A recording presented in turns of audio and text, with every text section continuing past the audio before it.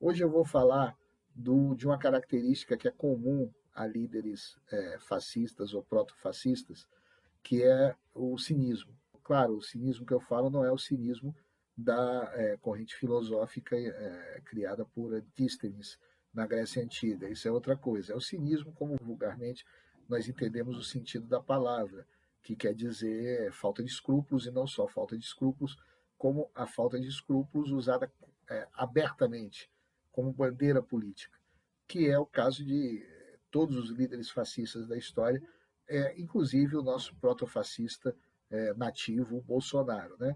O Bolsonaro ganha notoriedade quando é obrigado pelo Supremo Tribunal Militar a se aposentar, porque ele ameaçou colocar bombas em quartéis para ganhar aumento salarial. Esse cidadão, que por isso foi obrigado a se reformar ainda cedo, recebendo todos os seus salários, enche a boca para acusar essas pessoas de terroristas. Essas pessoas que lutaram contra um regime ilegítimo, enfrentando corajosamente todo o aparato repressivo do Estado, essas pessoas são, na opinião dele, terroristas, enquanto ele, que ameaçou colocar bombas e foi recompensado com aposentadoria prematura, o que permitiu ele todo o tempo do mundo para fazer política, ele não é terrorista. Com esse tempo livre, pago por dinheiro público, é, entrou na carreira política, se elegeu diversas vezes, elegeu os filhos, elegeu a ex-esposa, a família toda vivendo da política, depois de 30 anos, diz que é antissistema. Como é que uma pessoa dessa não cai num descrédito completo? Ele já vive um descrédito grande, internacionalmente nem se fala, no Brasil está aumentando muito. Como é que uma pessoa dessa, que tem essa característica, que usa essa falta de escrúpulos abertamente, são tantos os exemplos que não cabe aqui dizer, todos vocês conhecem, mas a grande indagação é essa: o que sustenta que parcela da população continue apoiando sem se deixar atingir por essas evidentes mentiras, essas evidentes contradições na fala e na prática do Bolsonaro.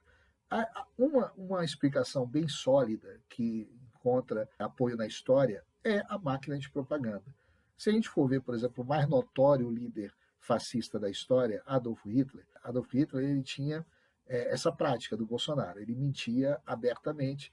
E o que aconteceu? Quando a Alemanha nazista caiu, os arquivos do Ministério do Exterior, os arquivos da OKW, que era a OKW era a sigla em alemão de Alto Comando das Forças Armadas da Alemanha, os arquivos governamentais, em boa parte, eles foram preservados. E os aliados, né, os países aliados que derrotaram o nazismo, se apoderaram desses arquivos.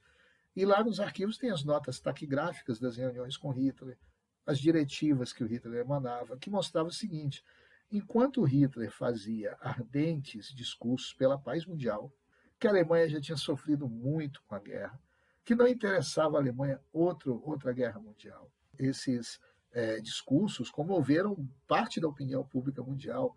Correspondentes estrangeiros que estavam na Alemanha, americanos, ingleses, franceses, diziam que não, ele me convenceu. Você lê hoje artigos, livros de quem viveu essa época, e tem o depoimento lá dos contemporâneos dizendo, olha, ele me convenceu na época. Só que aí você pegava depois os arquivos do governo alemão que foram preservados, enquanto ele fazia esse discurso, ele já tinha emitido ordens para agressões armadas contra países vizinhos. Então, por exemplo, foi o caso da Áustria, ele fazia discursos repetidos, garantindo, reafirmando que não tinha nenhum interesse em colocar a independência da Áustria em perigo, e, ao mesmo tempo que ele fazia esses ardentes discursos, já havia diretivas lá para invadir a Áustria. Só que aí, quando invadia a Áustria, por que ele não caía em descrédito perante seu próprio povo? Pô, mas ele não dizia que tinha compromisso com a paz? Porque a máquina de propaganda entrava em ação. E entrava em ação com mentiras deslavadas. O famoso Goebbels era o ministro da propaganda. E os jornais alemães, as rádios alemãs, transmitiam o seguinte: que em Viena, capital da Áustria, bandos de comunistas e judeus tomaram as ruas e estavam executando padres, executando pessoas inocentes, fazendo uma carnificina em Viena, transformando Viena num rio de sangue. Os correspondentes estrangeiros que estavam sediados em Viena, eles diziam para as pessoas, né, com as quais tinham contato, eles diziam, não, Viena está em calma, não está tendo nada. Viena está tensa porque sabe das ameaças O movimento das tropas nazistas na fronteira já tinha vazado, então havia essa preocupação, mas a Viena completamente em calma. Mas para o cidadão médio alemão, que só tinha acesso a esse tipo de informação, vinculado pelas rádios e jornais alemães, eles acreditavam, eles falaram, olha, o Führer foi obrigado, ele não quis. Em Viena estava um banho de sangue, os comunistas e os judeus matando todo mundo. Assim como foi na invasão da Polônia, né? Os documentos das notas taquigráficas das reuniões, onde o Hitler fala abertamente, olha, a gente não pode invadir a Polônia sem um pretexto, a gente tem que criar esse pretexto. Isso aí é documento histórico. Então está lá, as reuniões do Hitler com o alto comando, dizendo, nós temos que criar um pretexto.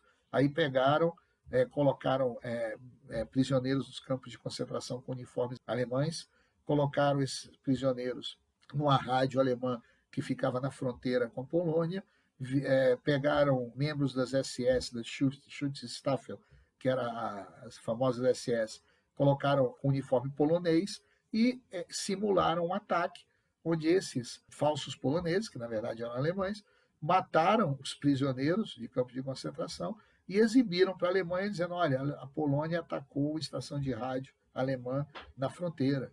E aí o Hitler que armou essa farsa, o Hitler veio a público fazer um discurso emocionado, dizendo que não queria entrar em guerra com a Polônia, mas que a Polônia transformou a guerra em um fato inevitável diante de tanta perfídia, diante de tantas agressões contra o povo alemão. Ele mesmo que tinha armado aquela farsa.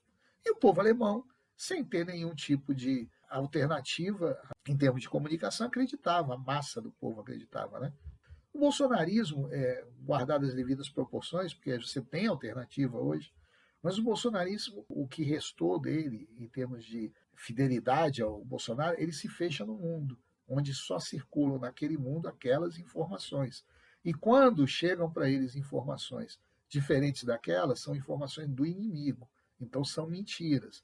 Então é uma retroalimentação de mentiras que serve para sustentar ainda nessa parcela da população a imagem de Bolsonaro, quando ele já desmoronou, ele é claramente, ele, a família dele, o entorno dele, são corruptos, mentirosos. No caso do nazismo, custou dezenas de milhões de vidas para que até a derrota, até chegar no julgamento de Nuremberg, quando então esses documentos começaram a ser exibidos, desmascarassem toda a perfídia, todo o cinismo do que foi o regime nazista.